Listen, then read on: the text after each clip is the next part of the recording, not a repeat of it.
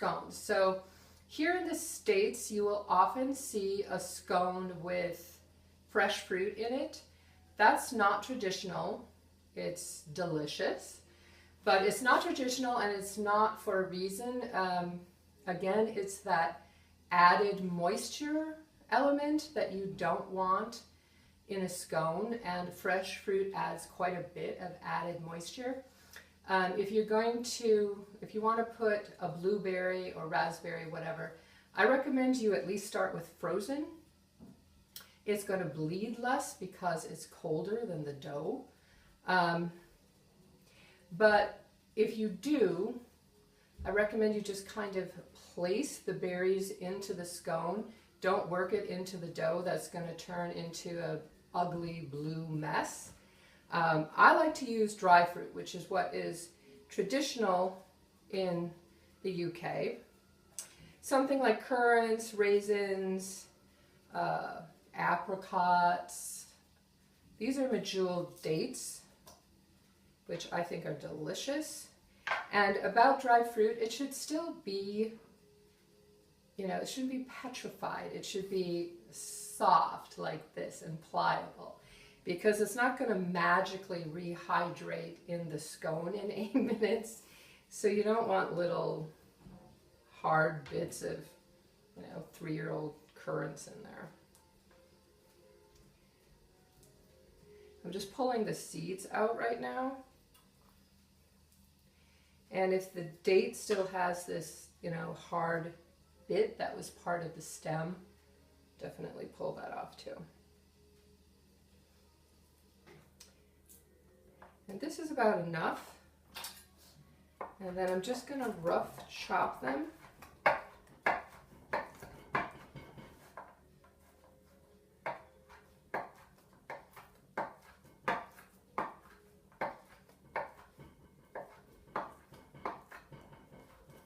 And that's good enough. Let's get those out of the way so they don't end up in the scones. And then I also like walnuts with my date scones.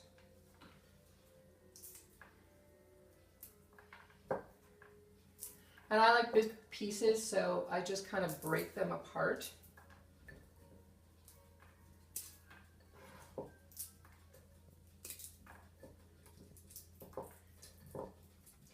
You don't want more than 1/3 cup of either one of these things. And the reason for that is it'll weigh the scone down.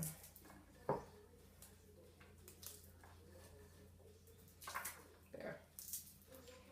That's probably enough. And then the final thing is, you need something citrusy to give it a little, flavor boost. You can use a lemon, and then what you're doing is zesting it. And I like this tool, which is called a microplane zester. It is brilliant because it only gets the zest. It does not take up any of the pith, which is the white bitter stuff. Works like that. So as I was saying, I like to use a little bit of candied citrus peel. And if you buy it in the store, it looks like this.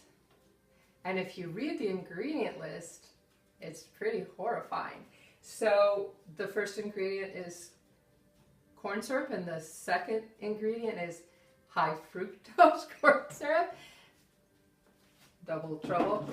So I make my own, and that's maybe a lesson for another video.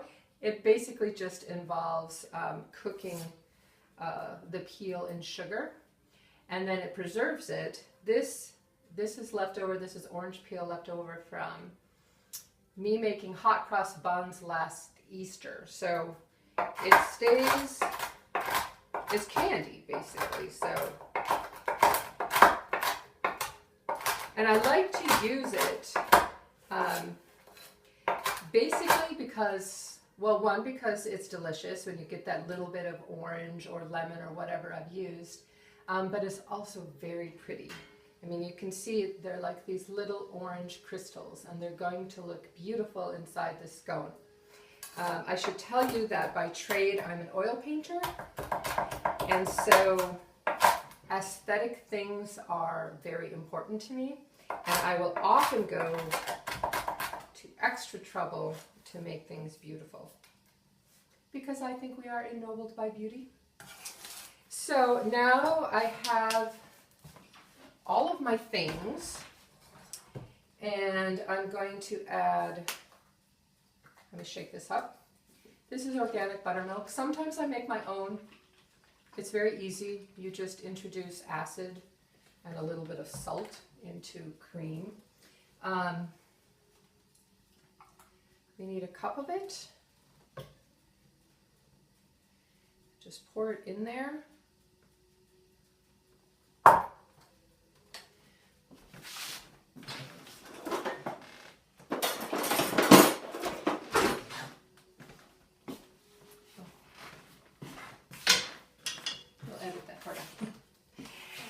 This is a Danish dough hook. I love this device because it's great at mixing something that doesn't need to get very integrated like you would use a whisk for. And I like to just get the scone dough started this way, and then I'll eventually use my hands again, which I washed scrupulously before I started, just so you know.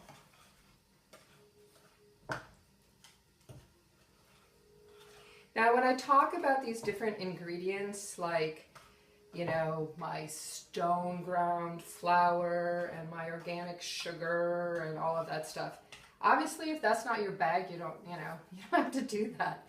You can use your pure cane sugar and whatever flour you want. That's just my thing. So now at about this stage, I'm going to work in the citrus peel, my fruit, and my nuts. I want some more of that. And it's sticky, and that's how it should be. And you want to incorporate all the flour and dry ingredients. But then as soon as it's all incorporated, I stop. Now, I've read lots of scone recipes, and some people will knead it for about 12 turns. I don't roll mine out though, so I feel like I don't need to make it that pliable.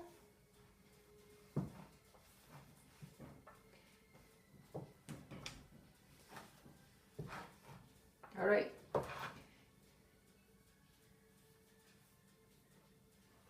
So that's about as incorporated as it needs to be. And now I'm going to form them and put them on the baking sheet. Okay, you can stop for a second while I... All right, so now that the dough is fully incorporated, we're just going to drop them, which really means me forming them with my hands, onto a cookie sheet or jelly roll pan that is lined with parchment. And then theoretically, you should be able to put 2 trays of these into your oven at the same time. I'm not blessed with a well-functioning oven, so I can put 1 tray in at a time and hope that, you know, they turn out nicely. So I'm going to do them 1 at a time, but you certainly could put 2 in at a time. And this makes about 12 scones. Resist the temptation to make them huge, because they'll get too brown on the outside before they're done on the inside. Then the last thing that I like to do is I like to put a little bit of, I've got melted butter over here. I just like to brush that on the top. And try and keep it on the top. If it goes around the edges, it might prevent them from rising the way we want them to. So keep it on the top.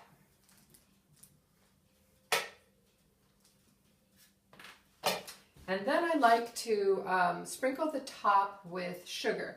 Now most recipes would ask you to use something called caster sugar, which is this stuff, this super, super fine white sugar. I don't like to use things that highly refined. So I take my organic cane sugar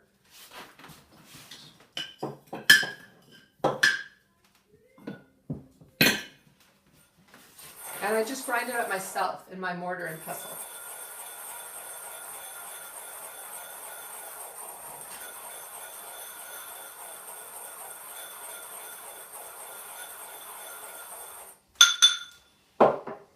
Voila, dust. Doesn't take long. And then I like to sprinkle them with sugar generously because it just forms a beautiful sugary surface, crust, whatever, exterior. That's beautiful.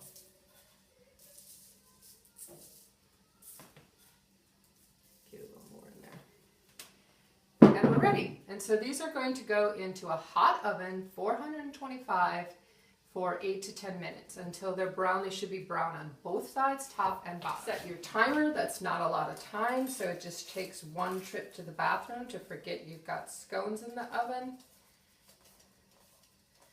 And they will be burnt. I'm going to go for 8 minutes and then we'll check them. So I just pulled these out of the oven and I think they look beautiful. They're nicely browned both on top and on the bottom. And we're going to cool them on a cooling rack because we don't want the bottoms to continue to bake. And a cooling rack, of course, because it's got little feet on it, allows air to circulate underneath your baked goods. So they're going to cool faster.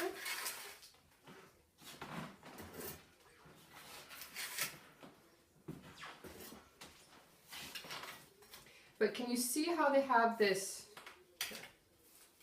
sort of pretty white crust on them? I love that. Surrounded by the brown, golden brown, and the nice big pieces of date coming through. Actually, let's cut this one open. Really, they should cool for a while before I do this, but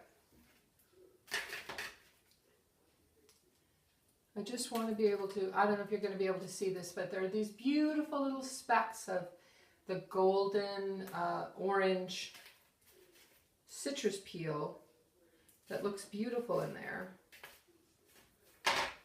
And the dates are in nice big pieces. I kind of like that personally. I'm just going to taste this. It's going to be hot as blazes. Yum. So, now you know how to make buttermilk drop scones. I hope you enjoyed this lesson. Forgive me for speaking with my mouth full. And have a happy new year, and I hope you make some scones for your people.